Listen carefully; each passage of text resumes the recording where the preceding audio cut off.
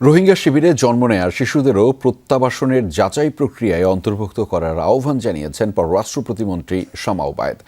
রাজধানীর গুলশানে রোহিঙ্গা বিষয়ক এক সেমিনারে প্রতিমন্ত্রী বলেন, 2017 সালের পর রাখাইন থেকে আসা জোরপূর্বক বাস্তুচ্যুত মানুষদের দ্রুত যাচাই করে নিরাপদ, স্বেচ্ছায়, মর্যাদাপূর্ণ ও টেকসই প্রত্যাবাসনের ব্যবস্থা করতে হবে।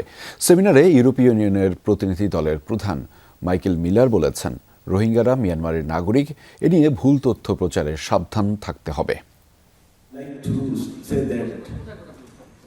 রোহিঙ্গা সংকটের 10 বছরে পদার্পণে ডিক্যাব ও অক্সফামের যৌথ সেমিনার। দীর্ঘ এই সময়ে সংকট মোকাবেলায় চ্যালেঞ্জ, স্থানীয় জনগোষ্ঠীর ঝুঁকি ও আন্তর্জাতিক সম্প্রদায়ের কার্যক্রম নিয়ে কথা বলেন বক্তারা।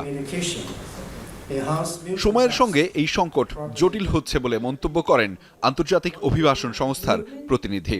এ সময় চীনা প্রতিনিধি জানান, অচল অবস্থা কাটাতে জাতিসংঘ, আসিয়ান এবং অন্যান্য আন্তর্জাতিক ও আঞ্চলিক সংস্থাগুলোকে ভূমিকা রাখতে অনুরোধ জানাবে তার দেশ।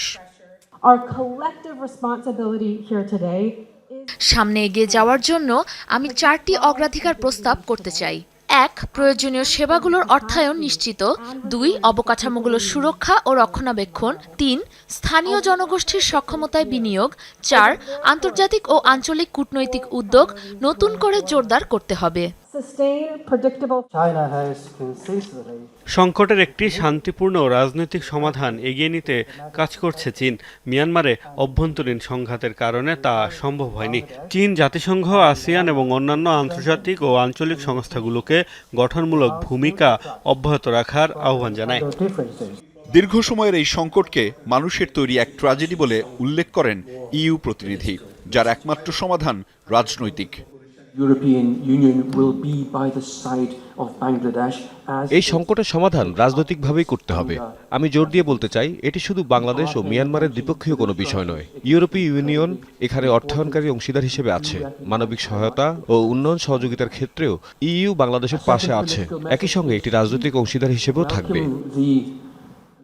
প্রত্যাবাসন নিশ্চিতে যাচাই প্রক্রিয়ায় বাংলাদেশের রোহিঙ্গা শিবিরে জন্ম নেয়া শিশুদেরও অন্তর্ভুক্ত করার আহ্বান জানান পররাষ্ট্র প্রতিমন্ত্রী শামা ওবায়েদ।